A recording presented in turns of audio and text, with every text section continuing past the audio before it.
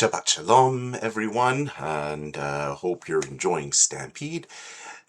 Even though this is often a time of celebration here in Calgary, we are actually in the period of the 3 weeks between Shiva Asar B'Tammuz and Tisha B'Av, in which it is time of serious contemplation as we reflect upon that which led to the destruction of the temples, and in particular the aspect of sinat chinam, baseless hatred, which led to the destruction of the second temple, and continues a gola to this day, and is still a quest and a desire and a need to rebuild, which we have not achieved yet.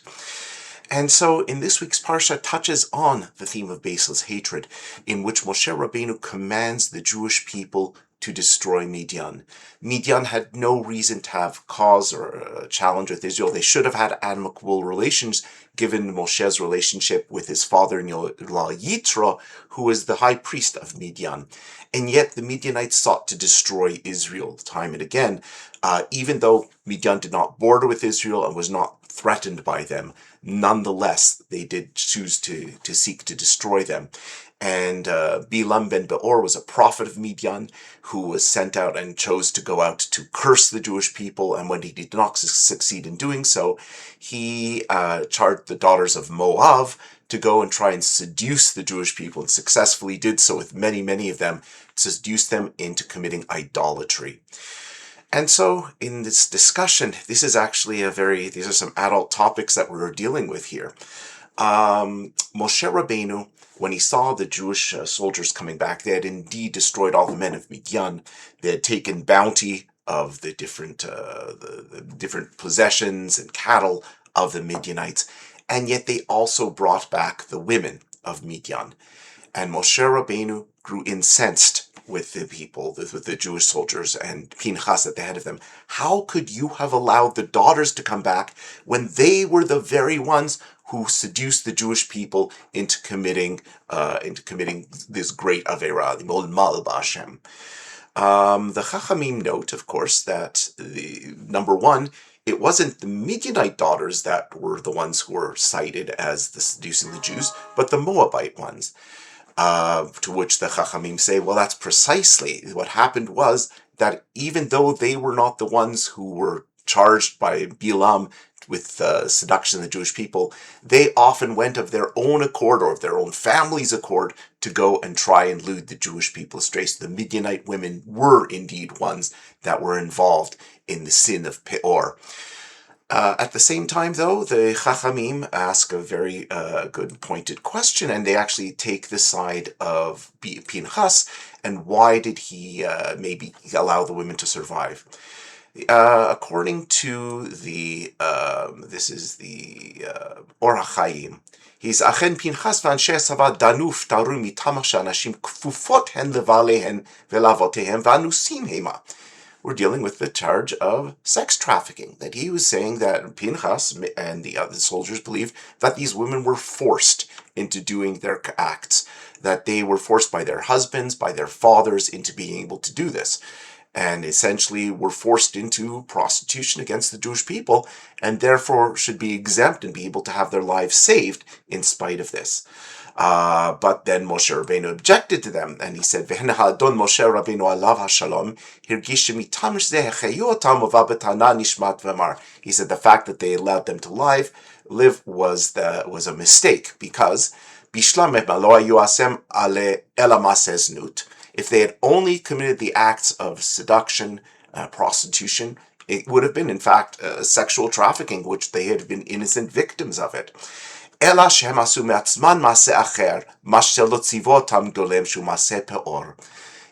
that the women went above and beyond their call, that they did not just do seduction of the Jewish people, but led them into idolatry. That this was something that no one could have forced them to do, but they chose themselves, not just to seduce the Jewish men, but to lead them to commit acts of idolatry. To which the Kli Yakar says that the origin of the sin of the daughters of Moab is she'ein derech hanashim lekadmem belechem u'v'mayim, that they did not When they saw the Jewish people coming along their trail, they did not provide them bread and water. It seems like a small thing, except the problem is that by depriving them of bread and water and like not being proper welcoming as thing that וכדי שלא קידמו בלחם ומים, כדי שיהיו רעבים גם צמאים מטורח על הדרך. These women wanted the Jewish people to be hungry and thirsty and would be compelled that the Jewish men would become compelled to drink their wine, their idolatrous wine, and to eat from the sacrificial offerings of their gods. So in other words, even though these women were victims, in one sense of the word, of being forced to traffic, they nonetheless committed the acts of compelling the Jewish people to idolatry, and that was their own personal choice.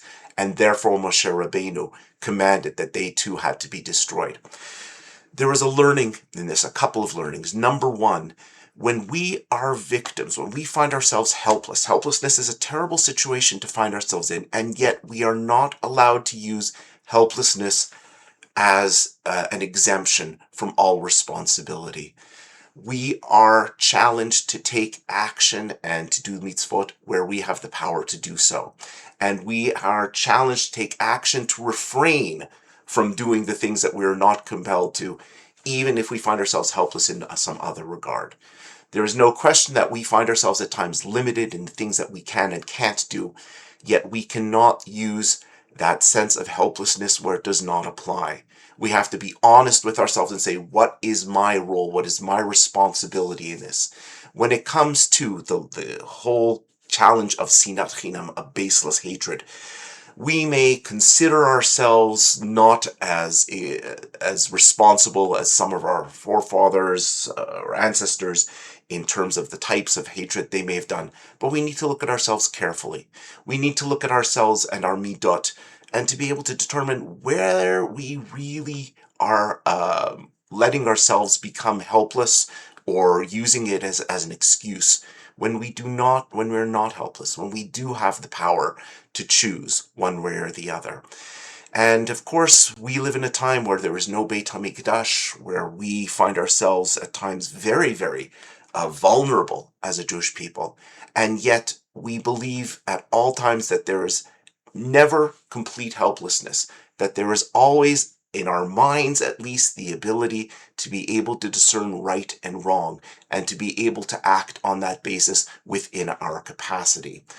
Of course, we learn also about the whole sin of sinat chinam that the Midianites did.